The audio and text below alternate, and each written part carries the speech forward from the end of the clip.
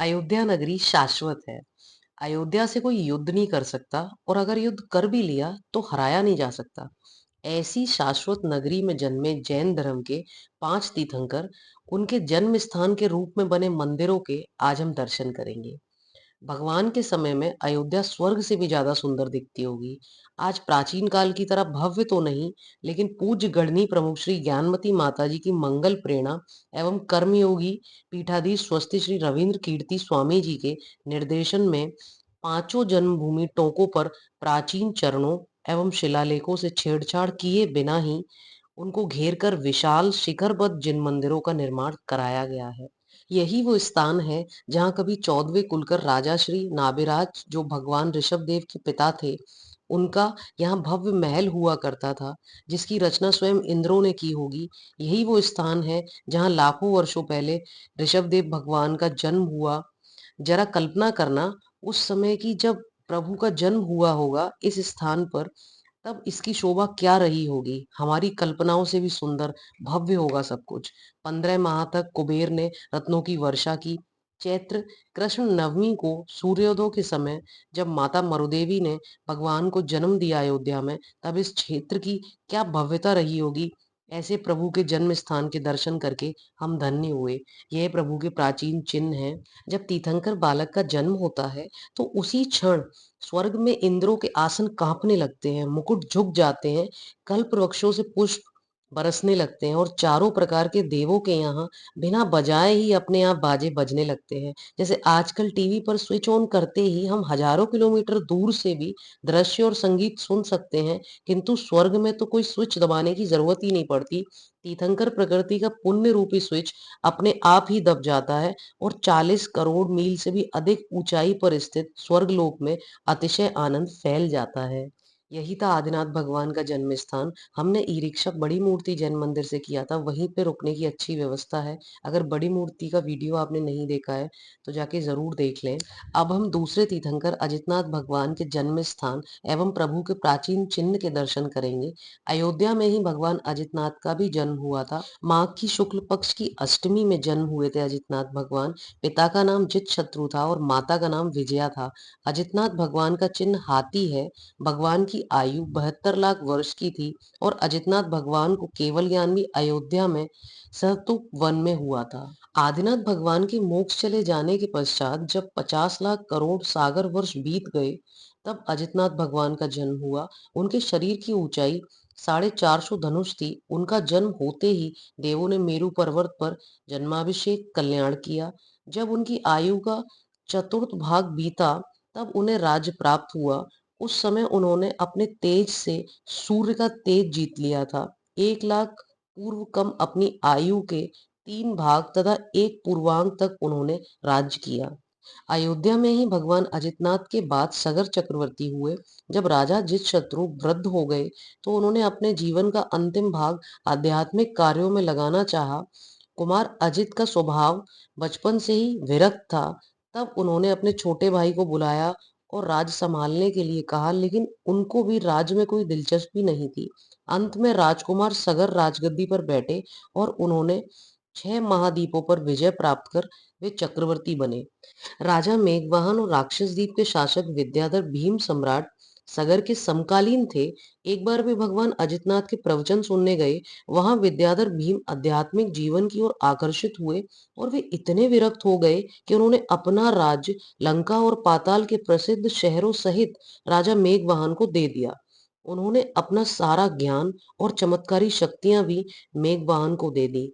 मेघवाहन राक्षस कुल का पहला राजा था जिसमें प्रसिद्ध राजा रावण का जन्म हुआ था। ये प्राचीन चिन्ह है अजितनाथ भगवान के।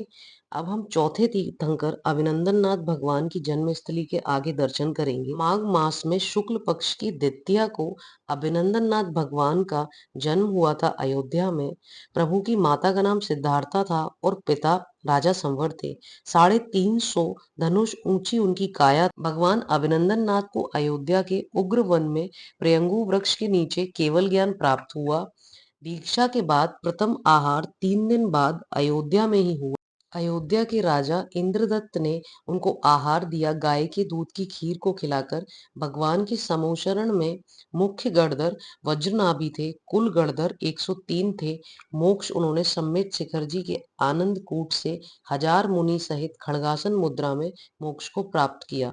अभिनंदननाथ भगवान विवाहित थे और उनके पुत्र का नाम मित्रभाव था। प्रभु ने 36 लाख पूर्व राज्य किया। उनकी कुल आयु 50 लाख पूर्व की थी। ये प्रभु के प्राचीन चिन्ह हैं, जिसके अभी हम दर्शन कर रहे हैं। अभिनंदननाथ भगवान ने आत्म कल्याण की यात्रा में वे अवतरित हुए और उन्होंने अपने वचन, उपदेश और त्याग से संपूर्ण मानव समाज को एक ऊर्जा प्रदान की, जिससे वे युगों युगों तक संसारी प्राणियों को विमुक्ति और सच्चे सुख का पथ दिखाती रहेगी। भगवान के जीवन की हर स्थिति हमें यह सिखाती है कि कैसे सहजता और धर्म के मार्ग पर चलकर समस्त सांसारिक प्रलोभनों को त्यागा जा सकता है और प्रभु राजाओं के बीच प्रतिष्ठित होकर भी वे मान अपमान से परे रहे। उनके प्रभावशाली अनुशासन में प्रजा नीति नियमों का पालन करती थी। इस तरह उन्होंने धर्म के सिद्धांतों को स्थापित किया।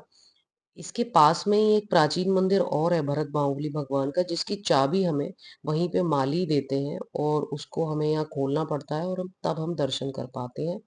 ब्राह्मण वर्ण की स्थापना उनके पुत्र भरत चक्रवर्ती ने की थी। इन्हीं ऋषभदेव के प्रथम पुत्र भरत चक्रवर्ती के नाम से हमारे देश का नाम भारतवर्ष पड़ा, ऐसा आदि पुराण में कहा गया है। इसके बाद हम 14वें तीर्थंकर अनंतनाथ भगवान की जन्मभूमि के दर्शन करेंगे। अनंतनाथ भगवान का जन्म ज्येष्ठ कृष्ण द्वादशी के दिन अयोध्या में हुआ था। हम उनकी जन्मस्थली के अभी दर्शन कर रहे हैं। भगवान के पिता का नाम सिंहसेन था और माता का नाम महारानी जयश्यामा था। अनंतनाथ भगवान पूर्व भव के तीसरे भव में धातकी खंड में अरिष्ट नगरी के राजा थे। उस भव में उनका नाम पद्मरथ था। वे राजा जरूर थे, लेकिन उनका जो चित्त था जिनेंद्र भगवान की भक्ति में लिप्त रहता था। एक दिन वे केवली भगवान के दर्शन करके उनके मन में विचार आया, जीव का शरीर के साथ रंच मात्र भी संबंध नहीं है, फिर भी हम अज्ञानवश हम इस शरीर की सेवा करते रहते हैं। यह शरीर क्षणभंगुर है, किंतु मेरी आत्मा हमेशा मेरे साथ रहने वाली है। इस प्रकार राजा पद्मरथ का चित्त संसार से विरक्त हो गया और उन्होंने केवली भगवान के चरणों में जाकर जिन दीक्षा ले ली। राजा पद्मरथ ने 16 कारण भावनाएं भाकर तीर्थंकर नाम कर्म की प्रकृति का बंद कर लिया था और समाधि मरण करके वे अच्युत स्वर्ग में पहुंचे। जब उनकी आयु के 6 महीने शेष रह गए, तब उन्होंने अयोध्या नगरी में उनके माता पिता के आंगन में रत्नों की वर्षा होने लगी और प्रभु का आगमन हुआ माता के गर्भ में। अयोध्या नगरी में तो उत्साह हो ही रहा था उस समय, अपितु इंद्रों ने भी स्वर्गों में गर्भ कल्याण का महोत्सव मनाया। तीर्थंकर का अवतार धर्म की प्रभावना हेतु ही होता है। अनंतनाथ भगवान की आयु 30 लाख वर्ष की थी। उनके शरीर की ऊंचाई 50 धनुष थी और उनका वर्ण स्वर्ण था। 7.5 लाख वर्ष तक वे युवा के रूप में रहे। अयोध्या में उन्होंने 15 लाख वर्ष तक राज्य किया।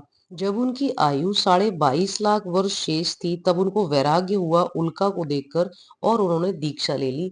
हजार राजाओं ने भी उनके साथ दीक्षा ले ली। 2 दिन उपवास करने के बाद वे राजा विशाख ने उन्हें प्रथम आहार दिया। अयोध्या में ही धर्मोपदेश करते करते भगवान अनंतनाथ ने 7.5 लाख वर्ष तक विहार किया और करोड़ों जीवों को मोक्ष मार्ग में लगाया। अंत में उन्होंने सम्मेद शिखर जी से मोक्ष प्राप्त किया। 7,000 मुनराजों ने भी उनके साथ मोक्ष को प्राप्त किया।